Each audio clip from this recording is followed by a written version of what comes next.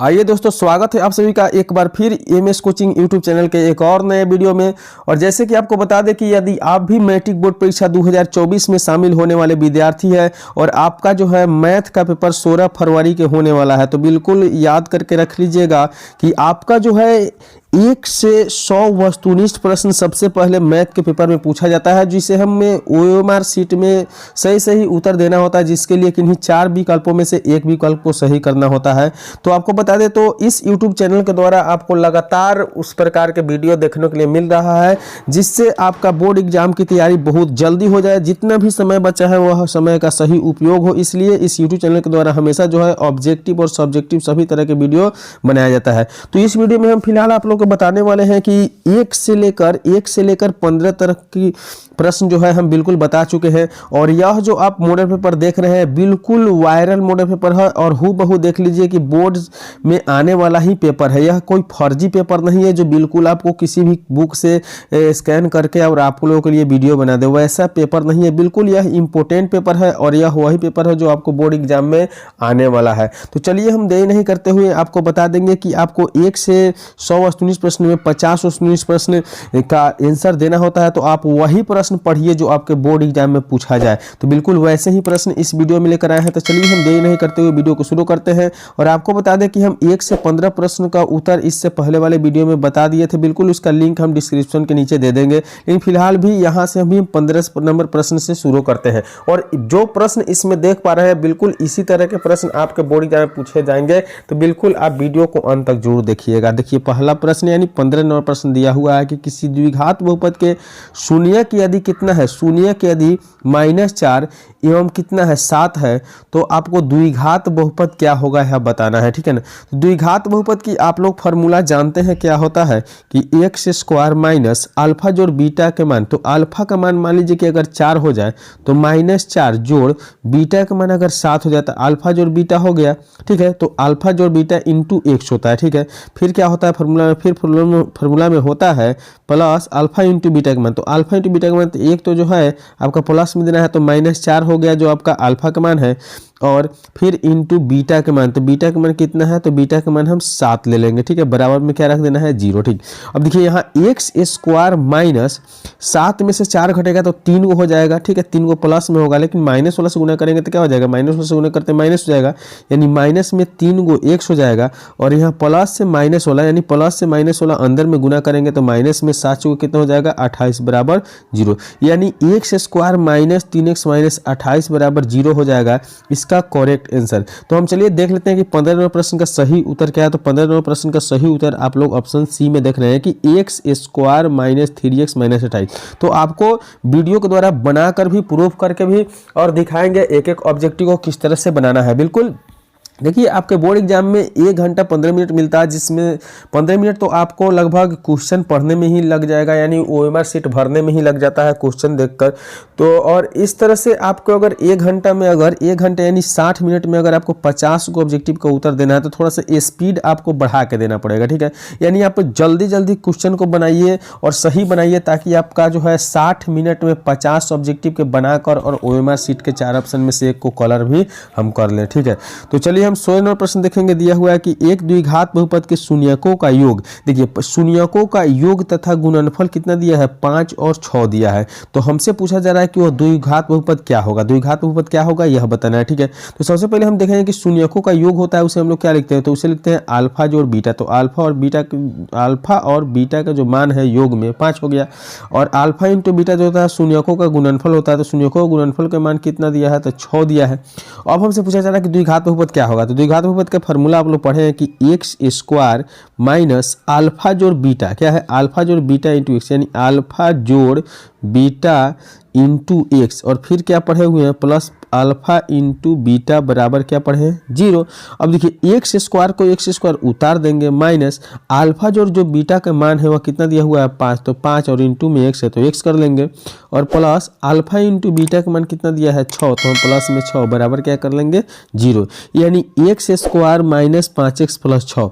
अब x square minus 5x plus 6 किस option में दिया हुआ है, तो x square minus 5x plus 6 option B में दिया हुआ है। इसलिए जो 16 नंबर प्रश्न है, इस 16 नंबर प्रश्न का सही उत्तर ऑप्शन बी हो जाएगा। ठीक है, चलिए हम अगली प्रश्न यानी 17 नंबर प्रश्न देखते हैं। बिल्कुल एक एक प्रश्न का सोल्व करके इस वीडियो के माध्यम से बताया जाएगा और आपको क्या करना है कि इस वीडियो को देखने के बाद खुद से इस प्रश्न को बनाना है और थोड़ा सा स्पीड ज़्यादा यानी जल्दी बनाने की कोशिश करना है। ठीक है, तो चलिए हम 17 नंबर प्रश्न देखते हैं। दिया हुआ है कि यदि बहुपद y square minus 6y plus 8 के शून्यक अल्फा तथा बीटा है तो अल्फा इंटू बीटा का मान क्या है। तो शून्यकों का गुणनफल जो होता है, शून्यकों का गुणनफल अल्फा इंटू बीटा होता है, इसकी फार्मूला होता है c/a। ठीक, क्या होता है c/a।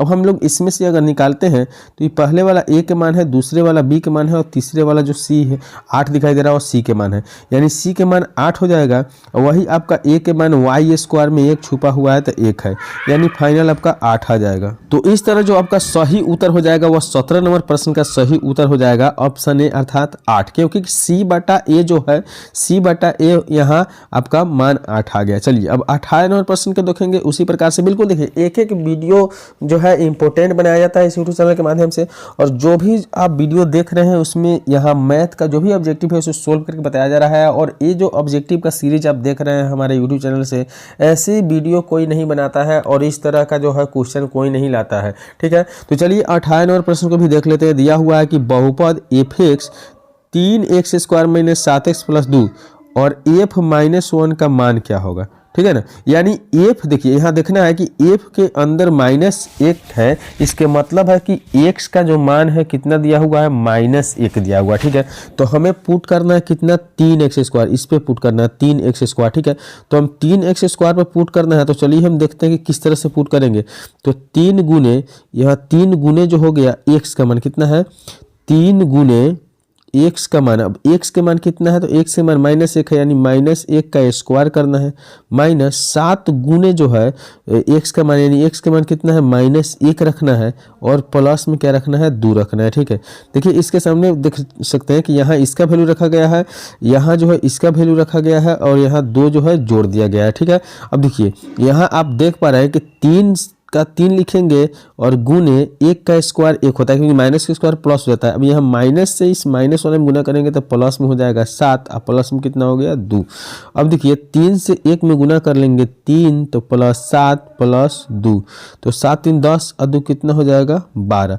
तो 12 जो है ऑप्शन बी में दिया हुआ है, इसलिए ऑप्शन बी बिल्कुल इसका क्या हो जाएगा सही उत्तर हो जाएगा। चलिए हम इसी के साथ 19 नंबर प्रश्न भी देखते हैं। बिल्कुल एक एक प्रश्न को हल के साथ दिखाया जा रहा है, तो कोशिश करना है कि पूरे वीडियो को शुरू से अंत तक जरूर देखना है। तो देखिए 19 नंबर प्रश्न दिया हुआ है कि बहुपद x स्क्वायर माइनस 3 के शून्यक है। बहुपद x स्क्वायर माइनस 3 के शून्य क्या होगा। तो इस तरह के प्रश्न अगर आपसे पूछा जा रहा है तो सबसे पहले आपको क्या करना है कि x स्क्वायर माइनस 3 के बराबर में आपको 0 दे देना है। ठीक है, अब x स्क्वायर बराबर ये माइनस वाला 3 दाहिने में जाएगा तो प्लस में हो जाएगा और x को जैसे निकालिएगा तो ये 3 जो दिखाई दे रहा है इसके अंदर रूट हो जाएगा। क्या है, इसके ऊपर से रूट हो जाए, क्योंकि स्क्वायर जो है यहाँ स्क्वायर जो है रूट में बदल गया। ठीक है, तो अब क्या होगा कि जब रूट से कोई मान निकलता है तो रूट से जब कोई भी मान निकलता है वो 2 मान निकलता है, इसलिए x का मान एक बार प्लस में √3 हो जाएगा, क्योंकि √3 का वर्गमूल संभव नहीं होता है, और एक बार माइनस में √3 हो जाएगा। तो इस प्रकार हम देखें तो एक प्लस एक माइनस में है, तो इस किस ऑप्शन में दिया हुआ है तो आप देख सकते हैं कि एक प्लस और एक माइनस में ऑप्शन बी में दिया हुआ है, यानी √3 -√3। तो 19 नंबर प्रश्न का जो सही उत्तर है वह √3 -√3 क्या हो जाएगा, यही प्रश्न का उत्तर हो जाएगा। देख सकते हैं कि √3 -√3। चलिए इसी के साथ हम अगले प्रश्न को देखेंगे और 20 नंबर प्रश्न की ओर बढ़ते हैं। 20 नंबर प्रश्न देख रहे हैं, दिया हुआ है कि निम्न में से कौन जो है 6x - 2y = 0 और 10x + 2y = 32 का एक हल होगा। ठीक है, तो हल होगा तो बारी बारी से हम सभी मानों को देखिए, जैसे ए में ऑप्शन दिया हुआ है, बी में भी ऑप्शन दिया हुआ है और सी में भी ऑप्शन दिया हुआ है, डी में भी ऑप्शन दिया हुआ है। तो इसे आप चाहिए तो समीकरण बना के भी हल कर सकते हैं। इसको समीकरण 1 बना लीजिए और इसे समीकरण 2 बना लीजिए, इस तरह से भी बना सकते हैं। अगर ऐसे आपको नहीं बनाना है, अब बहुत सटीक तरीका में बनाना है, तो बारी बारी से मान कर रखना है। देखिए अब x का मान जैसे 6 है तो 6 यहाँ रखेंगे तो 6 6 36 हो जाएगा, और यहाँ 2y है तो 2y के जगह पर भी यहाँ 6 रखेंगे तो 2 6 12। अब 36 से 12 घटाएंगे तो 24 आएगा, तो 0 तो नहीं ना आया, इसका मतलब है कि ये वाला मान नहीं होगा। ठीक है, उसी प्रकार से अब हम b वाला मान, जैसे x के मान 2 है तो x के मान 2 यहाँ रखेंगे तो 6 दूनी कितना हो जाएगा 12 और माइनस 2y जो है आपको 2y यहाँ दिखाई दे रहा है, इस 2y के जगह पर हम y के मान 6 रखेंगे तो 6 दूनी कितना हो जाएगा 12 बराबर कितना हो गया 0, यानी 0 से 0 आपका मिल रहा है। ठीक है ना, यानी इससे पता चल रहा है कि x का मान जो होना चाहिए वह 2 होना चाहिए और y के मान जो होना चाहिए 6 होना चाहिए। इसलिए 20 नंबर प्रश्न जो आप देख पा रहे हैं इसका सही उत्तर ऑप्शन बी अर्थात x के मान 2 और y के मान कितना हो जाएगा 6 हो जाएगा। चलिए इसी के साथ हम लोग अब 21 नंबर प्रश्न देखेंगे। 21 नंबर प्रश्न दिया हुआ है, देख पा रहे हैं कि यदि रेखाएं 4x + py बराबर 6 तथा 12x + 9y बराबर 15 का समांतर है तो हमें p का मान क्या होगा। यदि इस तरह की रेखा अगर समांतर है तो p के मान क्या होगा। ठीक है, तो चलिए हम देख लेते हैं कि यहाँ से आपका ये जो है e1 के मान हो जाएगा, ये जो है आपका b1 के मान हो जाएगा और ये वाला c1 का मान है। c1 के मान की जरूरत नहीं है, क्यों नहीं है चलिए बताते हैं। ये हो जाएगा आपका a2 के मान और ये हो जाएगा आपका b2 के मान। तो देखिए जब कोई रेखाएं समांतर होती है तो उस अवस्था में आपका होता क्या है कि e1 बटा जो है a2 बराबर हो जाता है किसके b1 बटा b2 के। ठीक है, तो इस अवस्था में आपको करना क्या है कि a1 के मान देखिए कितना है, तो a1 के मान इसमें से आप निकाल लीजिए, तो a1 के मान x को छोड़ने के बाद आप यहाँ 4 निकाल लीजिएगा। ठीक है, और a2 के मान यहाँ से कितना निकालना है 12 निकालना, कितना हो जाएगा 12 बराबर। अब उसी तरह से हम देखेंगे तो b के मान यहाँ p निकल जाएगा और b2 के मान यहाँ 9 निकल जाएगा, तो क्या हो जाएगा p बटा 9। ठीक है, अब चलिए कोने कानी हम गुना कर लेते हैं। ठीक है, तो यहाँ देखिए यहाँ कोने कानी गुना कैसे करेंगे, तो 12 से p में गुना करेंगे। ठीक है, और फिर 4 से 9 में गुना करेंगे, तो 12 से p में गुना करेंगे तो 12 गो p हो जाएगा और बराबर 4 से 9 में गुना करेंगे तो 4 9 कितना हो जाएगा 36 हो जाएगा और 12 से कटाने पर 12 तिहाई 36, यानी p का जो मान है वो कितना आ जाएगा 3 हो जाएगा। तो हमसे p के मान पूछा गया तो इसके ऑप्शन में देखते हैं तो p के मान 3, यानी ऑप्शन बी में जो है p के मान 3 दिया गया है। तो इससे हमें पता चल रहा है कि यहाँ जो 21 नंबर प्रश्न है इसका सही उत्तर जो हो जाएगा p के मान 3 हो जाएगा। चलिए ठीक है, इसी के साथ हम लोग 22 नंबर प्रश्न भी देखेंगे और 22 नंबर प्रश्न में भी बहुत इंपॉर्टेंट प्रश्न है। देखिए 22 नंबर प्रश्न में दिया हुआ है कि समीकरण जो है आपके साथ दिया हुआ है और इस अवस्था में आपका अनगिनत हल हो तो k के मान क्या होना चाहिए। तो अनगिनत हल का मतलब ही होता है कि उसी तरह से हम देखेंगे तो यहाँ a1 बटा a2 बराबर b1 बटा b2 इस तरह से होता है, तो अनगिनत हल होता है। अब यहाँ x जो देख पा रहे हैं उसमें 1 छुपा होता है, इसके मतलब a1 के मान 1 हो गया और रही बाटा में आप यहाँ जो दूसरे समीकरण में 5x देख रहे हैं तो यहाँ 5x में से अगर हम x को छोड़ दें तो a2 के मान कितना हो जाएगा 5, तो बराबर अब b1 के मान देखिए तो b1 के मान यहाँ माइनस में 2y दिया हुआ है तो हम b का मान -2 लिख सकते हैं और वही आपको बटा में b2 के मान यहाँ ky दिया है, इसके मतलब हम k लिख सकते हैं। ठीक है, तो कोने का नहीं हम गुना कर लेते हैं। तो देखिए ध्यान देना है, फिर से समीकरण समझना है कि यहाँ जो दिया हुआ है वह क्या है a1 बटा a2 बराबर क्या करना है b1 बटा b2। ठीक है, तो a1 के मान इसमें से आप निकाल लीजिएगा तो 1 निकल जाएगा, वही a2 के मान इसमें से निकाल लीजिएगा तो 5 बराबर b1 के मान यहाँ 2 निकल जाएगा और b2 के मान यहाँ y को छोड़ दीजिए तो k। अब देखिए कोने का नहीं गुना करना है तो k से 1 में गुना करेंगे तो क्या हो जाएगा k हो जाएगा और उसके बाद में फिर देखेंगे कि यहाँ जो आप देख रहे हैं कि 5 से 2 में गुना करेंगे तो 5 दूनी कितना हो जाएगा 10। इसके मतलब है कि k का जो सही मान है ऑप्शन डी अर्थात 10 हो जाएगा। ठीक है, इसी प्रकार से हम अगले प्रश्न की ओर बढ़ेंगे और 23 नंबर प्रश्न देखेंगे। 23 नंबर प्रश्न दिया हुआ है कि निम्नलिखित में से कौन सा द्विघात समीकरण, निम्नलिखित में कौन द्विघात समीकरण है। तो देखिए द्विघात समीकरण का मतलब होता है जिसके चर का घात कितना होना चाहिए 2 होना चाहिए। तो पहला नंबर ऑप्शन जो आप देख पा रहे हैं इसमें 4x का, यहाँ देख पा रहे हैं कि 4x का जो है पावर 3 है, कितना है 4x का पावर 3 दिया हुआ है, इसके मतलब यह द्विघात समीकरण नहीं हो सकता है। ऑप्शन बी देखेंगे तो इसे a + b का होल स्क्वायर करेंगे और बराबर से दायां कर लेंगे तो बिल्कुल यही जो है आपका बहुपद होगा। ठीक है, अब कैसे होगा चलिए हम थोड़ा सा करके बताते हैं आप लोगों को। ठीक है, तो यहाँ जैसे देखिए a + b का होल स्क्वायर करेंगे तो क्या हो जाएगा a स्क्वायर यानी x के स्क्वायर प्लस होता है 2ab, तो 2ab है तो 2 से a और b वाला मान में गुना करेंगे तो 2 दूनी 4x कितना हो जाएगा 4x हो जाएगा और वही प्लस b का स्क्वायर होता है यानी b के जगह पर 2 है तो 2 का स्क्वायर कितना हो जाएगा 4। ठीक है, और बराबर में 3 से x में गुना करेंगे तो 3x हो जाएगा और 3 से 4 में गुना करेंगे तो प्लस में 3 चौको कितना हो जाएगा 12 हो जाएगा, यानी x स्क्वायर प्लस जो है कितना हो जाएगा 4x प्लस 4, दाहिने वाला ये 3 को बायां में कर लेंगे तो -3x और इसे बायां में कर लेंगे तो -12 बराबर में कितना हो जाएगा 0। यानी फाइनल जो है एक्स स्क्वायर आपका उतर गया, इस 4 गो एक्स में से 3 गो एक्स घट जाएगा तो कितना बच जाएगा प्लस में 1 गो एक्स और उसके बाद में 12 गो माइनस में से 4 गो घटेगा तो माइनस में 8 बराबर 0। यानी ऑप्शन बी जो आप देखे हैं, ऑप्शन बी का जो हल किया गया है ऑप्शन बी, यही बिल्कुल क्या है आपका करेक्ट उत्तर हो जाएगा। तो निम्नलिखित में से कौन द्विघात समीकरण है, तो इसकी जो सही उत्तर हो जाएगा वो ऑप्शन बी बिल्कुल करेक्ट हो जाएगा। x + 2 का होल स्क्वायर बराबर 3 × x + 4। ठीक है, चलिए अगली प्रश्न की ओर बढ़ेंगे और 24 नंबर प्रश्न देखेंगे। 24 नंबर प्रश्न बहुत इंपॉर्टेंट प्रश्न है। दिया हुआ है कि द्विघात समीकरण px² + qx + r में मूल का जो है फॉर्मूला क्या होगा। केवल मूल का आपसे फॉर्मूला पूछा जा रहा है। देखिए दिमाग लगाना है, याद देखना है कि मूल का फॉर्मूला होता है कि -b ± √d, यानी d का मतलब हुआ कि b² - 4ac, अब बाटा में क्या होता है 2a होता है, यही होता है। ठीक है, अब यहाँ आप देखिएगा कि यहाँ px² है, इसके मतलब है कि a के मान p है और qx देख रहे हैं, इसके मतलब है कि b के मान क्या है q है। तो हम देखेंगे कि b के जगह पर अब q हो गया तो माइनस ढूंढना है। ठीक है, माइनस ढूंढना है तो इसमें देख रहे हैं कि ऑप्शन बी में -q दिखाई दे रहा है, यानी b की जगह पर q होना है। प्लस माइनस बीच में है तो प्लस माइनस बीच में दिखाई भी दे रहा है कि प्लस माइनस बीच में है।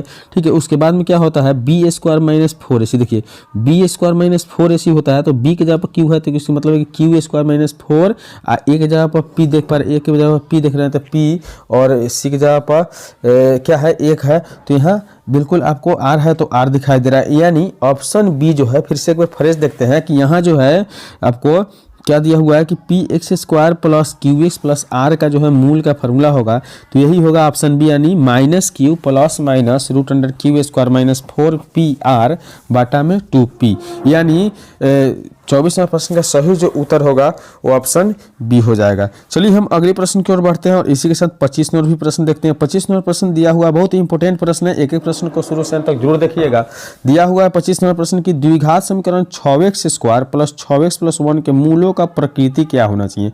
तो मूलों का प्रकृति देखने के लिए बिल्कुल हमें d का मान निकालना है। d का फॉर्मूला क्या होता है b² - 4ac। ठीक है, अब b का मान क्या है, तो b के मान देख लीजिए कि b यहाँ से यहाँ जो आप देख रहे हैं, यहाँ जो है a के मान है, यहाँ जो है b के मान है, यहाँ जो है आपको c के मान है। ठीक है, तो b का मान कितना हो जाएगा 6, तो 6 का स्क्वायर कितना होता है 36 और माइनस कितना हो जाएगा तो -4 गुने a के मान कितना है तो 6 और गुने c के मान कितना है तो 1। अब 36 - 4 × 6 = 24, तो यहाँ जो है कितना मान आ गया 12 आ गया। तो d का जो वैल्यू आया, d का मान आया कितना आया, d के मान 12 आ गया। इसके मतलब d का वैल्यू अगर 0 से बड़ा होता है तो मूल का वास्तविकत्व होता है। और मूल यहाँ ऑप्शन अगर हम देखें तो दिया हुआ है पहला वास्तविक और बराबर, वास्तविक नहीं है, और सी में दिया है वास्तविक और समान। तो बिल्कुल एक बार सही जो उत्तर होगा वास्तविक और असमान नहीं होगा, बिल्कुल क्या हो जाएगा वास्तविक और बराबर। क्या है वास्तविक और बराबर, ऑप्शन ए बिल्कुल इसका सही उत्तर है। अगली प्रश्न की ओर बढ़ेंगे और अगली प्रश्न 26 नंबर प्रश्न देखेंगे। दिया हुआ है कि समीकरण 3x² - 18x + 6 के मूलों का योग क्या होना चाहिए। तो 3x² - 18x + 6 के मूलों का योग क्या होना चाहिए। अभी तक अगर वीडियो को आप लाइक नहीं किए तो बिल्कुल एक लाइक कर दीजिए। चैनल पर पहली बार आए हैं तो सब्सक्राइब करके बेल आइकन को जरूर प्रेस कर लीजिएगा। तो चलिए हम 26 नंबर प्रश्न का उत्तर देखते हैं। तो मूलों का योग जो है अल्फा जोड़ बीटा बराबर फार्मूला क्या होता है, तो -b/a होता है। ठीक है, तो b का वैल्यू कितना है, तो b का वैल्यू आप लोग देख पा रहे हैं कि b के मान यहाँ जो है b के मान -18 दिया है। कितना दिया है, b के मान -18 दिया है। तो b के मान पे हम क्या लिखेंगे -18 है तो माइनस माइनस क्या हो जाएगा प्लस, यानी प्लस में 18 हो जाएगा क्योंकि एक माइनस फार्मूला में क्या है। और a के जगह पर कितना देख रहे हैं, जगह 3, तो 3 से कटाएंगे 3 × 6 = 18, यानी कितना हो जाएगा 6। तो 6 इसका ऑप्शन जो है सही बिल्कुल ऑप्शन डी में 6 दिया हुआ है, इसलिए इसका सही उत्तर ऑप्शन डी का 6 हो जाएगा, यानी 26 का जो सही उत्तर है ऑप्शन डी हो जाएगा। ठीक है, चलिए अगली प्रश्न देखते हैं। अगली प्रश्न यानी 27 नंबर प्रश्न दिया हुआ है। 27 नंबर प्रश्न दिया हुआ है कि द्विघात समीकरण ax² + bx + c के जो है मूल एक दूसरे के व्युत्क्रम होंगे यदि, तो यहाँ याद रखिएगा कि यहाँ आपका जो बिल्कुल जो सही उत्तर हो जाएगा 27 का ऑप्शन बी, अर्थात सी जो है a के बराबर हो जाएगा। चलिए अब 28 नंबर प्रश्न देखते हैं। 28 नंबर प्रश्न को यहाँ हल करके बनाना पड़ेगा और इसे बनाने के बाद जो है आपको बिल्कुल 28 नंबर प्रश्न का सही उत्तर आ जाएगा, ऑप्शन क्या है बी। ठीक है, बिल्कुल करेक्ट उत्तर आ जाएगा। चलिए हम इसके साथ अगले प्रश्न देखेंगे। इससे पहले आपको बता दें कि वीडियो लॉन्ग हो जाता है, इसलिए आप लोग देख नहीं पाते हैं। तो कोशिश किए हैं कि इस वीडियो में हम 15 से लेकर आपको 28 ही प्रश्न बताए हैं और कोशिश करेंगे कि इसके आगे जो वीडियो आया इससे आगे प्रश्न बनाने की कोशिश करें। तो वीडियो यदि अच्छा लगा हो तो एक लाइक जरूर कर दीजिएगा। चैनल पर पहली बार आए हो तो सब्सक्राइब करके बेल आइकन को जरूर प्रेस कर लीजिएगा। चलिए मिलेंगे अगले वीडियो में, तब तक के लिए बाय।